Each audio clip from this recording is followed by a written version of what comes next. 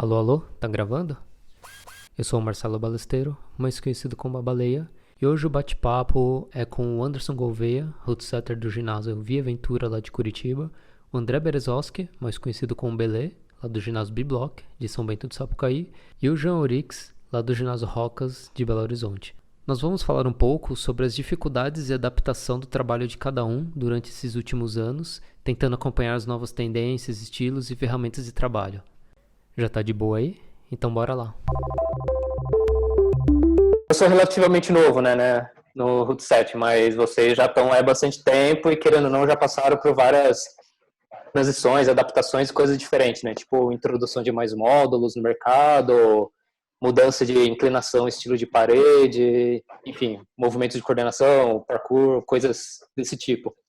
Então, a pergunta acho que era mais qual que foi a maior dificuldade na adaptação dessas mudanças e qual foi a mudança que vocês mais sofreram ou ainda sofrem para tentar se adaptar? Realmente, se for pensar do princípio, quando ele começou a fazer esse tipo de trabalho, né? O boulder era uma coisa completamente diferente do que a gente vê hoje, né?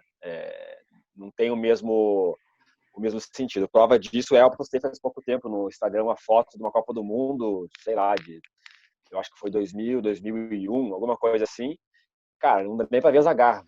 São agarras minúsculas, tinham um boulder de 4, 5 metros com 5, 6 agarras. E mal você consegue enxergar as agarras. Então, isso causou muita curiosidade com a galera no Instagram, né? A gente defendendo que isso que era boulder, gente falando que aquilo não tem nada a ver. Então, os estilos mudaram muito, né, de 2000 a 2020, né, nos últimos 20 anos aí. Foi uma loucura. E realmente passar por essa adaptação não foi uma coisa muito simples, né? Porque as coisas vieram evoluindo, né?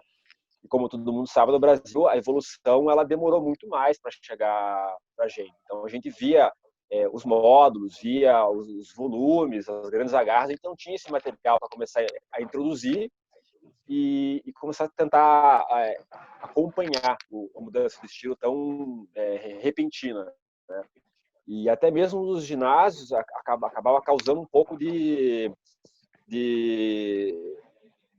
como é que eu posso explicar? A galera não era muito receptiva a isso, né? Porque enquanto a gente está ligado em competições, vendo as coisas acontecendo, os clientes estão acostumados com aquilo ali, no dia a dia. O boulder com 5, 6 agarras, o boulder que eu costumo chamar os boulders das antigas de minivia. Né? As minivias que não tem, né, técnica, equilíbrio, mas não é aqueles movimentos mais modernos. Né? Então, essa adaptação foi vindo muito pouco. Eu acho que eu ainda estou passando por essa adaptação, né? Porque quando eu fui trabalhar fora do Brasil, que eu me deparei com aquelas agarras enormes no chão para trabalhar, eu ia tinha na minha cabeça assim, eu tenho essa garra gigante que eu não vou usar ela de pé, vou usar ela de mão. Porque eu tenho o hábito de economizar aquela garra, porque eu não tenho tantas delas. Então, eu tenho que pensar em otimizar ela de um jeito melhor. Usar para a mão, usar mais em cima, deixar o boulder mais estético. Né? E os caras não. Eles podem pegar uma garra sei lá, de 2 metros quadrados e colocar em qualquer lugar ali e lenha, pro pé, pra saída, enfim. Consegue Então, montar um boulder de 10 mil euros com agarras gigantescas exatamente. para uma pessoa que nunca foi escalar provar. Assim. Exatamente. Então a gente eu ainda tenho um pouco desse bloqueio porque fico economizando a garra o tempo todo. Então, eu estou me libertando disso agora, entendeu? Então ainda faz parte dessa adaptação, né? Eu recebi agora do fornecedor aqui do Brasil umas agarras grandonas, gigantes de fibra. Eu recebi 4. Falei, vou fazer 4 boulders diferentes. Falei, não, vou fazer um boulder com as 4 agarras. E propus a fazer isso, tá lá bonitão o boulder. Então, essa adaptação não foi fácil, realmente mudou, os estilos variaram demais ao longo do tempo, né? E a gente tem que se forçar a mudar e criar de maneiras diferentes, né? Porque senão, se você deixar criar pelo normal, você está montando minivia. Isso é o mais confortável, né? Então, trabalhar mais com positivo, com inclinações variáveis também, isso também muda bastante, né? E os módulos também, né? Quando a gente começou a trabalhar com os módulos eram muito lisos, era sempre de madeira, não tinha textura ainda.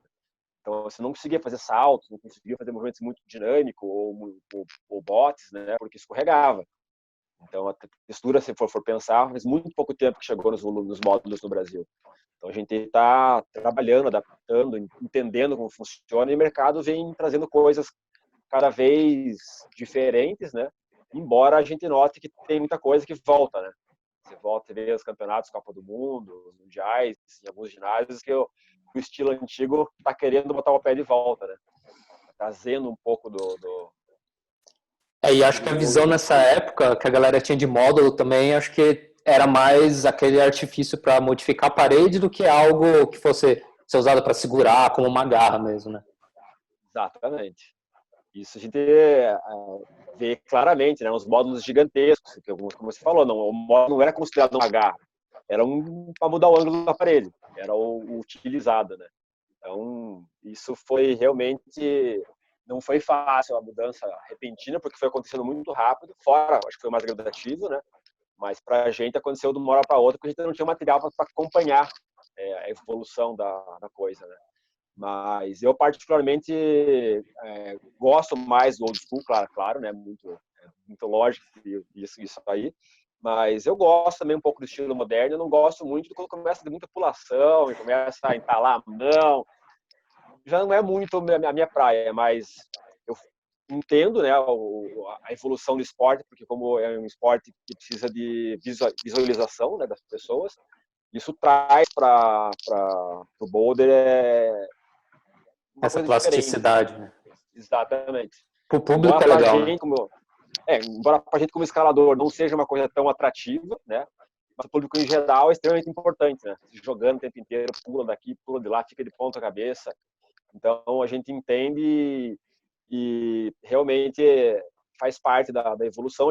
Eu só não sei aonde isso tudo vai acabar, aonde vai levar tudo isso, né? Os caras vão mudando agora uma coisa diferente. Isso é interessante. Eu acho que essas são as maiores dificuldades de adaptação que eu encontrei ao longo desses anos aí. Cara, eu acho que é bem esse ponto, assim, que é exatamente isso, né? Antes o módulo ele era uma forma de mudar o ângulo da parede somente, né? Somente era isso, ele não era considerado tanto a garra, assim.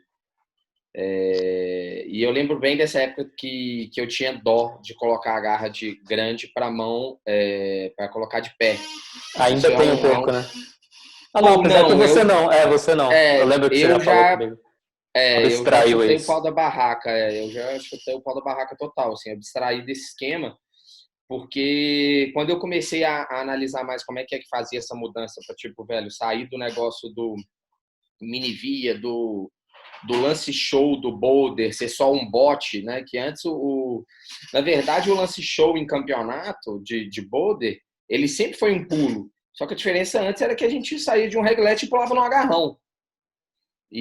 Tipo, era só de braço, era segurar um pêndulo, era um bote duplo, né? Depois que saiu do esquema de ser só micro agarra, né? Porque aí a galera viu que, velho, micro agarra não adianta, vai todo mundo travar e vai passar. Chegava o Killian e apertava tudo, né? Exatamente, né? Então, rapidinho a galera ficou forte, todo mundo meio que igual, então tinha que variar em outras coisas. Uma das primeiras coisas que eu percebi, que eu lembro, eu até comentei com você, Valer, foi isso, né, cara? A gente tem que começar a usar pé gigante. O esquema é começar a usar, tirar a garra grande da mão e o pé pequeno e inverter o processo, né? Colocar pé grande e a garra pequena de mão de novo, para forçar equilíbrio, forçar mudança de ângulo e tal. E até para quem está montando, isso é interessante, porque querendo ou não, você consegue ajustar com um pé gigante, você consegue ajustar para várias alturas, cada um consegue resolver dessa maneira, né? Exatamente. Sem Isso você é ter muito que ficar legal. pondo pezinhos extras, por exemplo. Isso gerou um problema que é o esquema da mudança da antiga academia de boulder para a nova academia de boulder, né? Antes a academia de boulder no Brasil era só spray wall, né? No mundo todo, era só muita garra na parede e alguns boulders marcados com fita. E só que, por exemplo, esse esquema de você colocar garras maiores embaixo e com paredes menos inclinadas, você gerou, cara, maior risco, né, de queda em cima das agarras. Então acaba que você tem que gerenciar todos os boulders que passam por ali para não ter uma queda em cima daquela garra, né? Então isso eu acho que é um negócio que eu luto muito até hoje, é esse gerenciamento de queda em cima dessas agarras grandes, assim. Porque as agarras ficaram muito grandes, né? E dependendo do ginásio, se você não tem tanto espaço e você tem que numa área de 2 metros, ter que montar 50 boulders, aí fica mais perigoso ainda, acho. Exatamente. Uma mudança que eu lembro muito, cara, que era assim, eu treinava em BH, antes da internet, né? Treinava em BH, o esquema, velho, bem escalado em rocha, agarra pequena e tal. E aí começamos a competir fora de BH, chegava em São Paulo, Curitiba e tal, e sempre o que derrubava a gente era baulado. Sempre.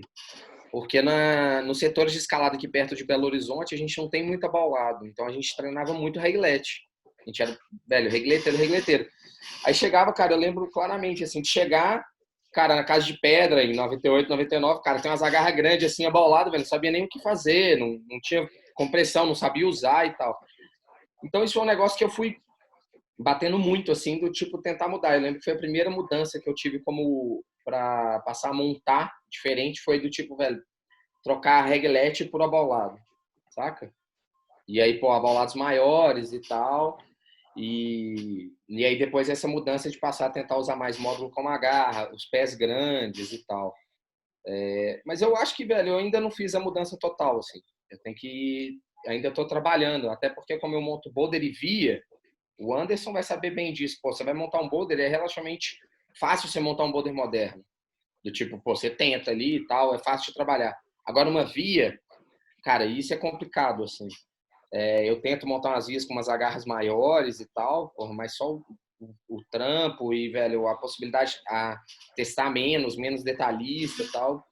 Isso é um processo, então, que as vias eu tô no meio termo ali, o boulder eu já tô conseguindo montar um pouco mais moderno, mas monto uns boulder old school pra galera saber como é que é. Então, eu tô nesse processo aí, tô nesse meio termo. Eu acho que quem veio de antes tem vantagem. A gente que começou a montar antes desse estilo, porque a gente consegue mesclar e como o próprio Belê sempre fala, velho, moda é cíclica. Então, cara, daqui a pouco, se a gente observar, já tem vários boulders que tem regletinho em campeonato mundial e tal. Então, você já tem uma base grande, é bom que a gente já vai estar pronto para a próxima leva já. Querendo ou não, todos esses estilos novos sempre tem um pouquinho do old school, né? Então, se você tá afinado no old school, você consegue se virar pelo menos o mínimo possível em todos os estilos. A real é que escalada é escalada, né, cara? A técnica básica é aquela ali. Se o cara não sabe pisar, ele não vai conseguir passar. Se ele não sabe posicionar o quadril, ele não vai conseguir passar. É só um pouco diferente. Tipo, o que eu sinto que mudou hoje é que antes, o estilo old school, você tinha mais tempo para se adequar ao movimento. Hoje você tem menos tempo porque o movimento ele é mais expulsivo, ele é mais dinâmico. Mas é basicamente a mesma coisa, é se adaptar ao equilíbrio daquele movimento. Antes a gente tinha um pouco mais de tempo porque a garra de mão era um pouquinho mais segurável. Hoje ela é menos segurável, então você tem que resolver mais rápido. O que eu sinto é isso. Bom, acho que a minha maior dificuldade na adaptação como todo mundo falou, a gente vem de uma geração bem old school mesmo, tanto da base da rocha, né? Que na verdade é uma coisa muito boa, né? Porque, como o Jean falou, dá uma base excepcional para quando isso tudo voltar. E na verdade nunca deixou de acontecer, mas esse que é o próximo tópico aí da conversa, que é sobre estilo e dificuldades. Mas acho que minha maior adaptação realmente continua sendo primeiro querer montar essas coisas novas, né? Porque tudo se resume à ferramenta, na verdade.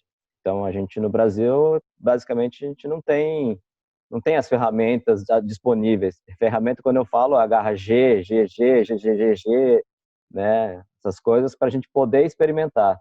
O Babaleia não pode falar, que ele agora ele tá nutrido, né? Tem, mas é aquilo.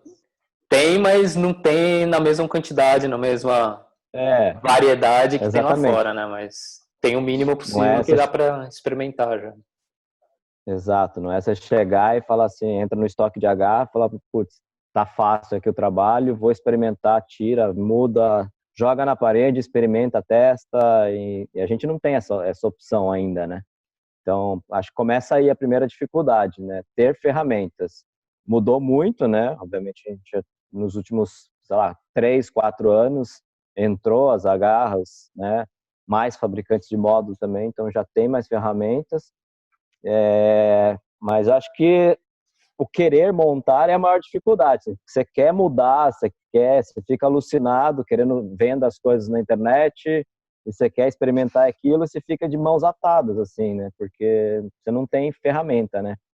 E mesmo que tivesse ferramenta, a gente tem que respeitar esse processo de adaptação da própria comunidade também, né?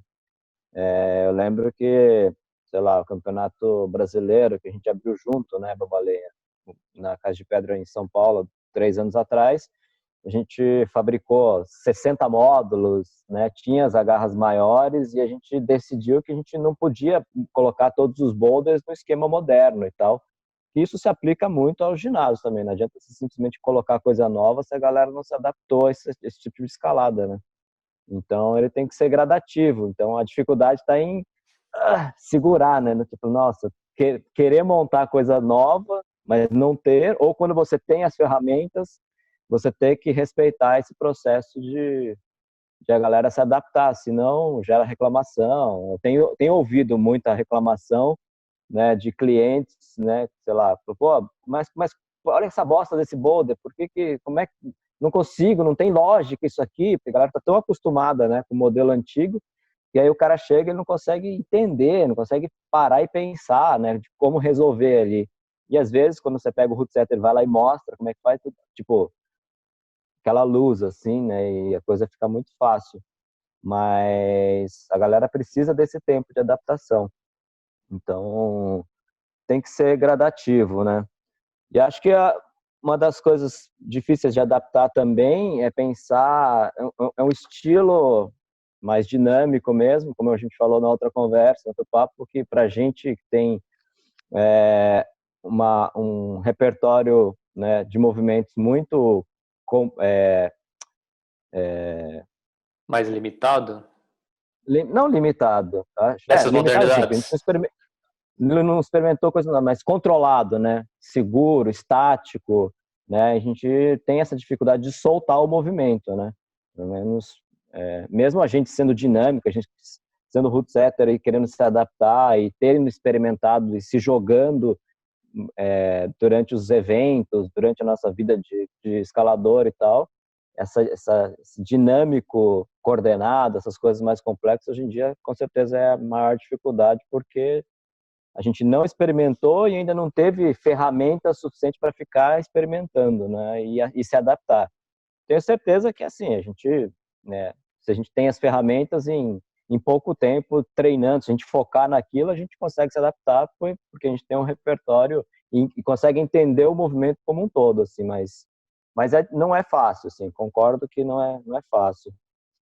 E acho que uma das coisas que eu mais me pego também assim, dessas coisas, dessa movimentação mais inédita, mais moderna também. Uma dificuldade é evitar lesão, tipo de movimento, né, que se torna obrigatório para ficar legal, mas que eu percebo que pode ser, né, tem muito movimento de ombros, eu sofro demais com movimento de ombros, então, e é uma coisa que acontece direto hoje em dia na movimentação, então o cuidado com as lesões, tanto para a gente que já é calejado, quanto para os novos escaladores, é algo que me preocupa, assim, né?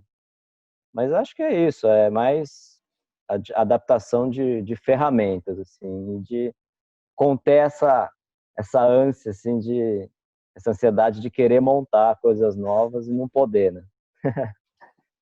Acho que é isso. E você, Babalê? Acho que, igual o Bele comentou, para mim a maior dificuldade, acho que ainda está acontecendo, né? Que é essa adaptação tanto da coisa mais estática para coisa mais dinâmica, sabe? Que, querendo ou não, o Bele deve saber muito bem. Eu sou faz aquela escola Claudião, que é tudo controladinho, estático, mas querendo ou não, tenho me forçado a tentar mudar isso. E acho que estou conseguindo, mas ainda dependendo do movimento, ainda vem aquela sensação, putz, eu posso fazer isso estático, não preciso ir um pouco mais rápido, um pouco mais dinâmico, mas para mim acho que isso foi o mais difícil, né? Principalmente porque o resto, tanto de módulo ou agarras maiores, foi uma coisa que gradativamente eu consegui ir já meio que pegando, e tentando já adaptar não ao nível lá de fora, né? Igual todo mundo já tem isso há muito tempo, mas eu consegui ter um pouco de material um pouco antes que outros locais, né? Aqui do Brasil. Outra coisa que acho que mudou muito, que eu considero, que é aquela escola americana, né? As coisas mais físicas e brutas para coisas mais complexas, mais técnicas, mais delicadas, e tentar mudar essa mentalidade.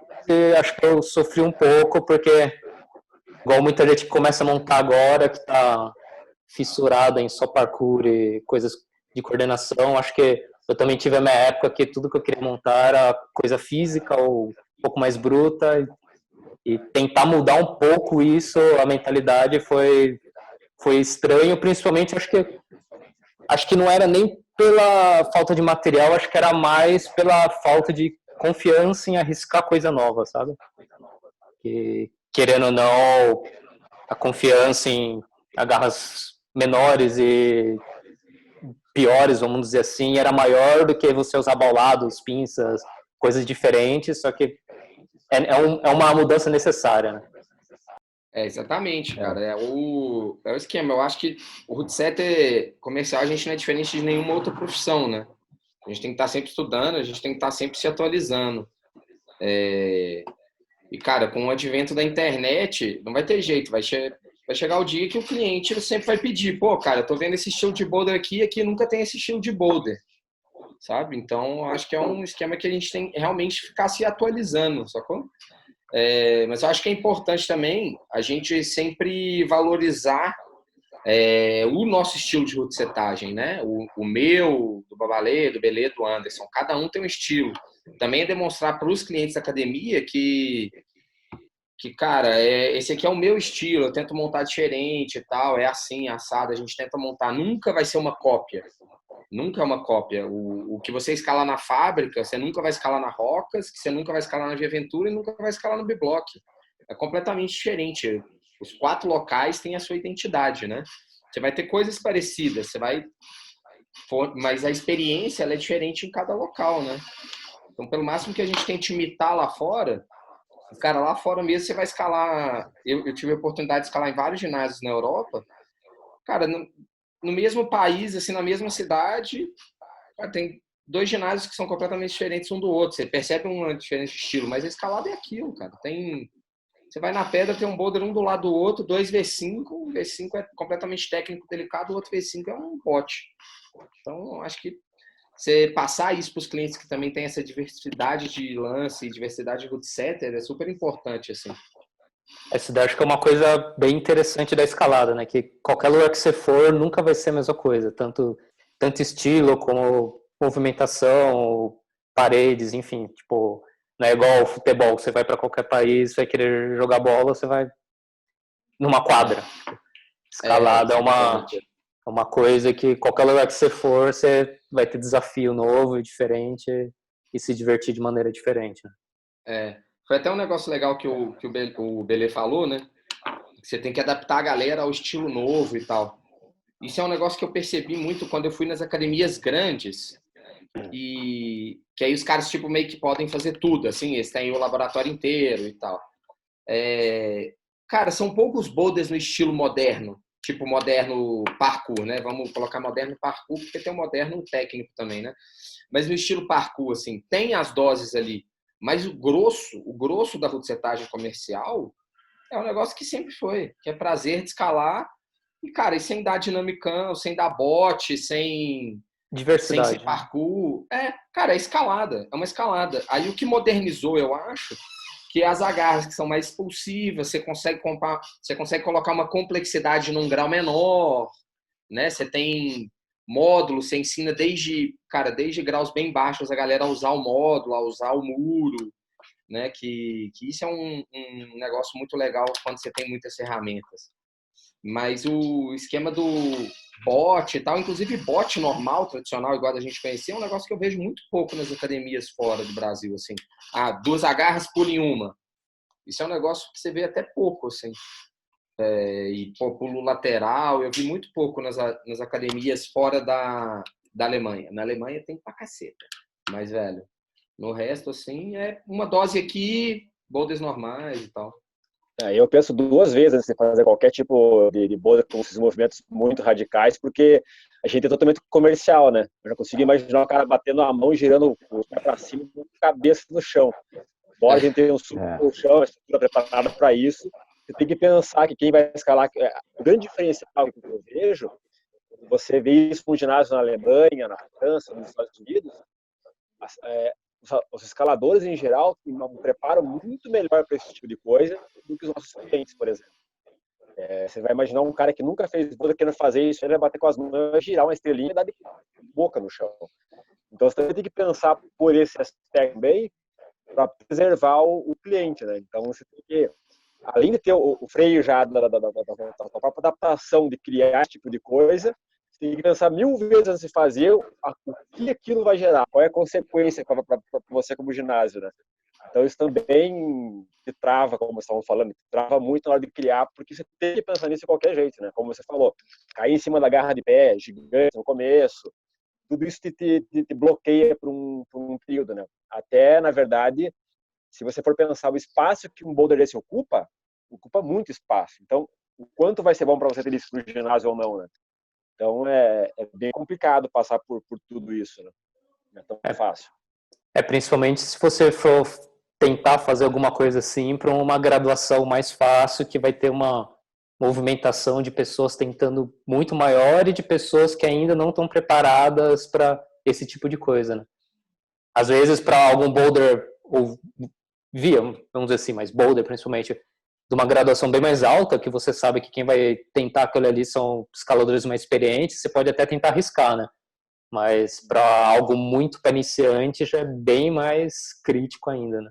Para acidente e coisas O engraçado do boulder é justamente isso, né? Lá no nosso ginásio a gente tem as duas áreas, a área guiada muito grande, alta, né? E se você montar lá um 10A, um 10B, é certeza que ninguém vai entrar. O boulder difícil, V10, V11, V12, se você vai colocar, ele é acessível, ele é fácil, está no chão, ele está perto. Então, muitas vezes o iniciante gosta do cair, entendeu? De se jogar e tal. Então, por mais que você faça um troço bizarro, super difícil, os caras vão tentar, porque uma parte da diversão para o iniciante é o cair, né? Então, isso também é o complicado. Eu sei que os caras não vão querer entrar porque tem a problema de cair, tem a queda, tem o medo da exposição, e o boulder já não, né? Algumas vezes o cara olha aquilo ali e acha, meu Deus, eu quero dar esse pulo com as duas mãos e girar uma estrelinha e cair de 4 no chão. Então, é muito complexo o negócio, não é tão simples.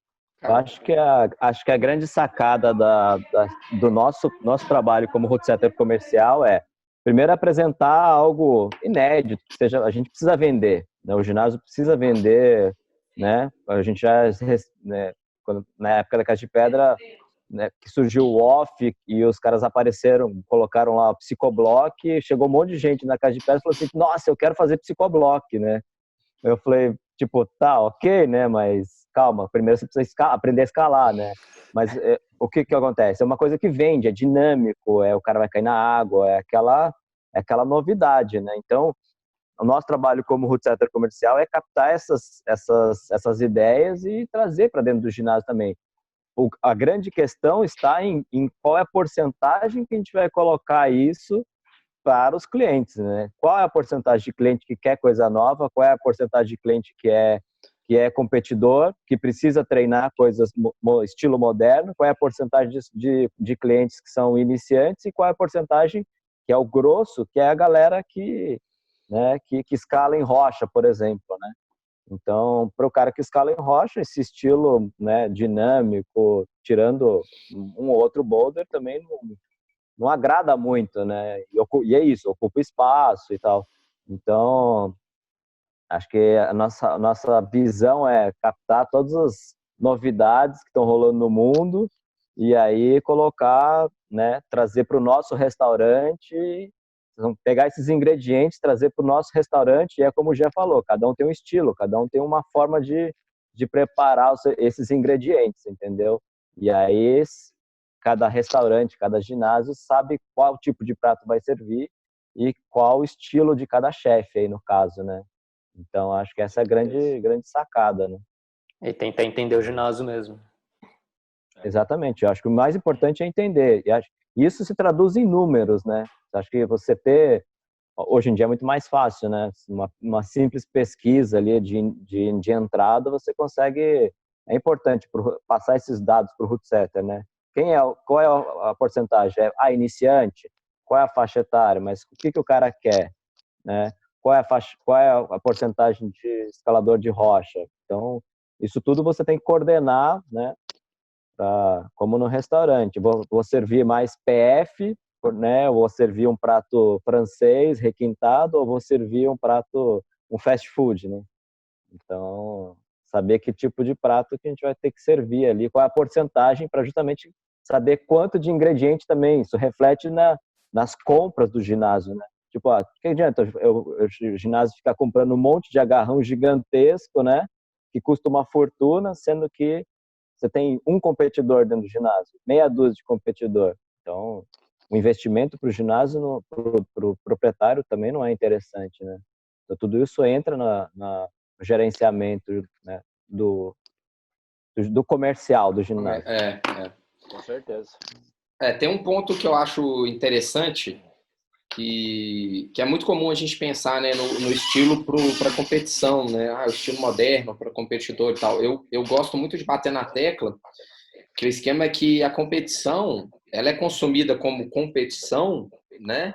Para a gente que é do meio, para a gente que foi competidor, que é competidor. Mas, cara, o negócio da competição, ele não é para 50 pessoas que estão competindo, né? O negócio da competição é para 5.000 pessoas que estão assistindo. Que, na verdade, esse estilo ele não existe por causa dos escaladores, ele existe porque ele é legal de ver. Essa é a real. É bonito você ver o cara, velho, fazendo uma corrida de 3 passos, um bote de 3 agarras e tal. Isso vende, né? Isso vende. E, cara, para mim, da mesma forma que vende uma pessoa assistir isso na competição, ele vende na academia. Entendeu? Logicamente que a pessoa não consegue consumir o que ela consome. É a mesma coisa, velho, jogar futebol. O cara, ele vai tentar jogar futebol no final de semana igual o Neymar joga, igual o Cristiano Ronaldo joga. Mas é óbvio que ele não consegue. É óbvio que ele não consegue chutar a bola igual os caras chutam, dominar, driblar igual os caras conseguem. Mas eu acho que faz parte da nossa responsabilidade como root setter entregar um pouquinho disso para a pessoa, mesmo nos boulders fáceis, né? É ensinando ali pequenas doses. Logicamente que você não vai pegar todos os boulders de um circuito mais fácil e colocar ele todo com pulo, com não sei o que, não sei o que lá. Cara, mas uma dosezinha ali, um movimento e um boulder. Sabe? Tipo assim, olha, esse aqui é fazer um pulinho de lado aqui, fácil, mas que, velho, a pessoa que tem uma abertura próxima da total consegue fazer roubando de boa, sabe? A pessoa que tem envergadura muito grande vai conseguir fazer. Isso é um negócio que eu gosto muito de fazer, assim. Outro negócio que o Anderson falou, que é muito interessante, que é esse esquema, né? O boulder difícil, mais gente entra do que a via difícil. Eu vejo isso muito na Rocas. Isso é clássico, assim, né? As vias difíceis quase ninguém entra e os boulders difíceis uma galera tenta porque ele tá ali, do lado do chão e tal. Um negócio que eu faço, Anderson, que para mim eu acho que funciona é o seguinte: as vias difíceis na Rocas, eu não coloco grau. Passa, velho, tipo 3 semanas sem eu falar nada do grau, assim. Eu faço umas 3, 4 costuras que, velho, qualquer escalador de 7º grau consegue entrar. E aí, velho, começa a paulada, sacou, velho? É muito engraçado, porque aí uma galera fica entrando e tentando. E a via é tipo 10C. Sacou? Só que ela é 10C a partir da 4ª costura. Até a 4ª costura ali é um 7A. Sacou? E eu não coloco grau na plaquinha de baixo. Não coloco, cara. É muito legal. Que aí a galera começa a se falar. A galera fala, ô, tenta aí. Aí você vê um tanto de gente. Aí depois que a galera vê, tipo assim, pô, não, essa via é difícil. Aí a galera começa a perguntar que grau que é, que grau que é, que grau que é. Aí eu falo, não, velho, é tipo 10C. Cara, aí você acha que a galera vai parar de entrar. Não, a galera fala, não, eu tô entrando no 10C, velho, caraca, eu sou sinistro, tô entrando no 10C e tal. E uma vez eu consegui fazer isso num boulder, cara. Um boulder técnico. Eu fiz sei lá, devia ser tipo um V8, V9, na paredinha mais vertical. Só que os 2 primeiros lances dele eram relativamente fáceis pro grau. Ele era bem difícil no final. Cara, você precisava ver, velho. Era o boulder mais popular da parede, porque tava todo mundo achando que ia mandar o boulder mais difícil. Todo mundo achando que era um boulder cara, de confiar na aderência num módulo e tal. Cara, a galera tentou, assim, horrores, assim. porque o começo era fácil, então ficava todo mundo nessa do eu tô entrando numa parada difícil. Isso foi muito legal. Isso daí do grau acontecia bastante na fábrica, né? Que desde o ano passado, meio do ano passado, as trocas começaram a ser nesse esquema aí, né? Não coloca graduação, e daí na próxima troca só que a parede antiga vai entrar a graduação. E querendo ou não, a graduação inibia muitas pessoas de tentarem movimentos e coisas novas, sabe? Então, agora começou a ficar nesse esquema, a galera está se divertindo muito mais, e mesmo assim a galera está conseguindo entender se aquele movimento ou aquela coisa específica é possível para ela, sabe? Se ela não se machucaria ou ter algum risco ou não, e está tendo um bom senso já da própria galera que está escalando, de tentar entender se ela pode ou não tentar aquilo.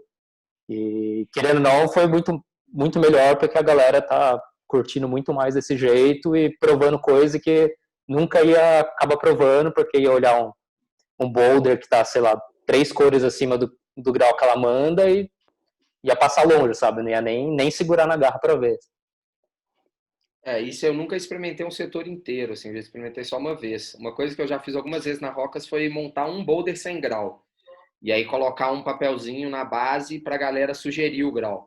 Colocava, tipo, 4 cores pra galera escolher, assim. Que é muito igual que você falou, né? É muito igual você falou, que às vezes a dificuldade pode estar no movimento lá para cima e para baixo, tudo fluido, a galera poderia escalar muito bem, sabe? Assim, aprender repertório novo, mas não vai tentar porque vai olhar e vai ver que aquele grau é alto. Isso da sugestão, eu coloquei um período aqui, uma época, e não deu certo. A graduação foi lá pro chão. Assim, a galera começou a chutar para baixo o grau? Para baixo, muito forte. Bizarro. Muito para baixo. E quem conseguiu pinar, né? Colocava para baixo, e quem não conseguia fazer, colocava para cima. Então, só que a maioria que mandava, jogava lá pro chão. Isso que eu ia comentar, né? Porque geralmente se a pessoa consegue fazer, ela joga o grau para cima, né? Com certeza. Mas o oposto também é bem factível. Aqui é tudo para baixo. Mas o lance de colocar sugestão, que nem eu tinha feito na Casa de Pedra antes de sair, era ter essa plaquinha para todo cliente ter lá 10 espaços, né? Ou deixar uma semana lá para a galera dar a sugestão do grau. Resolveu 2 problemas ao mesmo tempo. Primeiro foi das discussões de quem achava uma coisa ou outra, que a galera ficava brigando, ou brigando com o root setter, né? Uma vez que o root setter definia já de cara o grau, e a galera não entendia um movimento, ou simplesmente... E aí começava a reclamar, ou briga entre os próprios clientes. Então, depois de uma semana, 10 dias, ou a hora que preenchesse lá os quadros, era democrático a graduação. Então, era pelo maior número de votos e estava lá a graduação, né? Obviamente, é o que você falou, talvez não se aplique tanto para as vias mais difíceis, porque não vai ter tanta gente entrando, mas depois de uma semana não vai preencher nem 3 quadradinhos, né, de sugestão, assim. Mas funcionou principalmente para acabar com as discussões, né, que era algo que irritava os root setters, né, bastante, porque o cara ia lá, né, colocava uma proposta e aí os clientes vinham e isso aí não é esse grau, você tá louco, não sei o quê. Ou os próprios clientes começarem a brigar por causa de graduação, enfim. Só complementando, acho que igual você falou, né, que a graduação não é uma lei, não é algo rígido, é uma proposta. É o que o root setter, com a experiência dele, achou que aquilo lá tá valendo de acordo com a movimentação, não é uma regra. E eu acho que é legal porque você traz o cliente e você ensina para ele que grau não é uma determinação ditatorial, que grau é um consenso da comunidade. E que sempre vai ter uma pessoa que vai achar um acima e um abaixo. E que tem muitas variáveis que podem mudar tudo, né? Exatamente. É legal ensinar isso para as pessoas poderem escalar em picos de rocha e entenderem que, velho, o grau é uma sugestão ali. Vai estar nessa faixa mais ou menos. Para você ver como aqui é tudo diferente, né? Que a galera pediu para tirar a plaquinha de sugestão e pediu para voltar a graduar. Não queria mais votar, opinar nas vias. Pediu para tirar fora e deixar como estava antigamente. Tem gente que não quer pensar também, né? E causava menos polêmica também, né? Mas se o fulano que entrou, o fulano é muito forte, não dá pra deixar anotar aqui. Então eu acabei arrancando fora, né? A monarquia. Isso é um esquema que eu escuto muito, por exemplo, quando eu monto um 6º grau, um 7º grau na academia, assim, e que aí eu tento fazer algum lance diferente no meio da via, cara, mais diferentão, assim. Aí eu falo, mas você não pode graduar 7º grau, já, porque você escala muito e tal. Aí, velho, cara, várias vezes eu falo com toda a educação do mundo, e falo assim, velho, me desculpa, mas eu sou muito mais graduado para dar 7º grau do que, velho, qualquer um. Já devo ter feito 500 7º graus na minha vida. Não, já devo ter escalado 500 7º graus na minha vida. Minha base de 7º grau é maior. Eu tenho um pouco mais de noção do que, velho, a pessoa que começou a escalar um mês, que tem 2 7º grau lá. Em geral, a pessoa que contesta, né, o grau que é dado pelo Root Setter é uma pessoa que escala há pouco tempo, né? Que ela ainda acha que o grau é um negócio certo, assim, que tipo, o grau define a escalada, e não que o grau é um esquema para você se orientar, né? Mas grau, né, galera? Foi isso, mas é 3 horas sobre grau.